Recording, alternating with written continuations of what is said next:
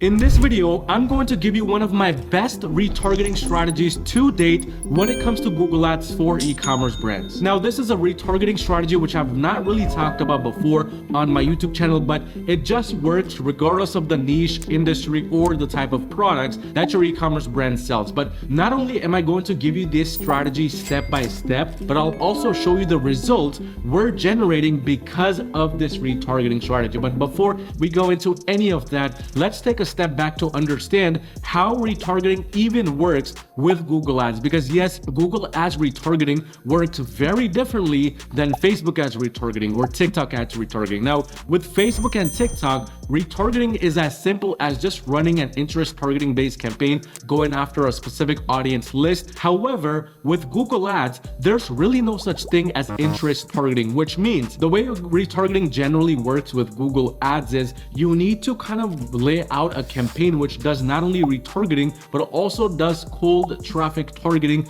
alongside it to even make that retargeting worth it at the end. But now we come to the main question: how do you do this the right way? Now let's go over this account right here. I've already chosen a few different performance max campaigns which are retargeting based, which I'll go over very shortly. But in the last 30 days alone, this brand is based in the UK. It's spent roughly 3.3k pounds, had generated back around 21,000 pounds at a 6.53x ROAS. And the way we are doing retargeting, the way the retargeting strategy works, it's based mostly around performance max campaigns. Now let's understand what this performance max campaign approach is. This first campaign right here, this is a general product testing performance max campaign. It's essentially doing both cold traffic targeting as well as retargeting alongside with it, and it's all in time this one campaign. This second campaign right here is also a performance max campaign. It's also targeting the same products as this first campaign right here. However, this second campaign is now only going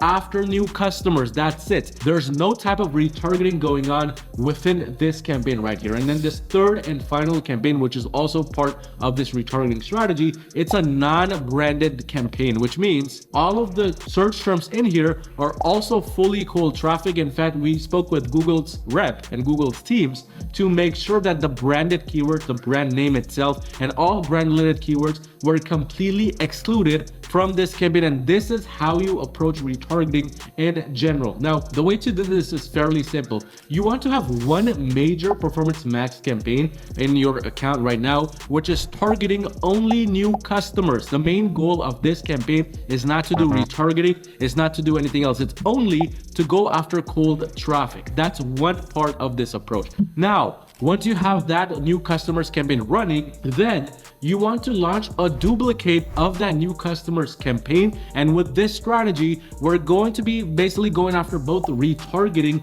as well as cold traffic. And the way to do this, it's fairly simple. To target new customers, what you would do is you would just probably go to the settings section, and then from settings you would go to customer acquisition, and you would check this box to only bid for new customers. For this general testing campaign, we want to uncheck this box, because now what's going to happen is when we uncheck this box, this campaign is now forced to be a cold traffic campaign as well as a retargeting campaign. That's the way Google works. It goes after both cold traffic as well as retargeting within a performance max if you don't specifically tell it to go after just new customers. And that's the beauty of this strategy, because now we have this one campaign right here which is only going after new customers, and we have this duplicate campaign right here which should technically also be going after new customers. But here's the catch.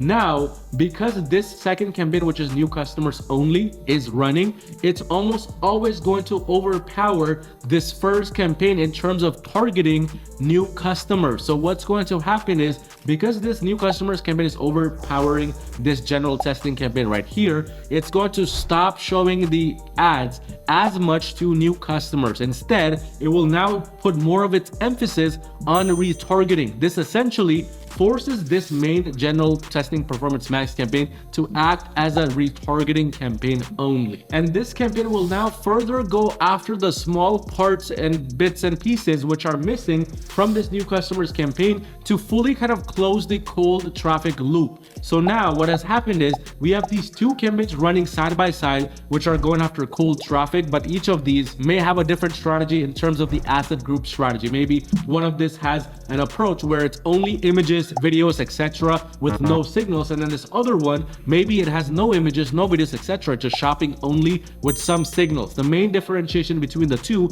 should happen on the asset group level. This is where we now target cold traffic for both the display network as well as the shopping ad side of things, and that takes care of it for cold traffic. But this third performance max campaign, which is also similar to these other two, meaning it may have some asset groups with images, logos, etc., and it may also have an approach in there within the asset group section, which is going after shopping only. But in this situation, because we already have these two other campaigns going after cold traffic, it's going to be heavily reliant on retargeting traffic, and this is where now we complete this retargeting strategy in terms of the performance max side of things, and that takes care of that. But if you want to further elaborate on this approach, if you want to go a bit deeper, what you can do is you can launch a standard shopping campaign that's part of this strategy as well. Just launching a general standard shopping campaign with all the cold keywords excluded, which means you make that standard shopping campaign a branded campaign only, going after your brand keywords, whatever the brand keywords may be, and you completely exclude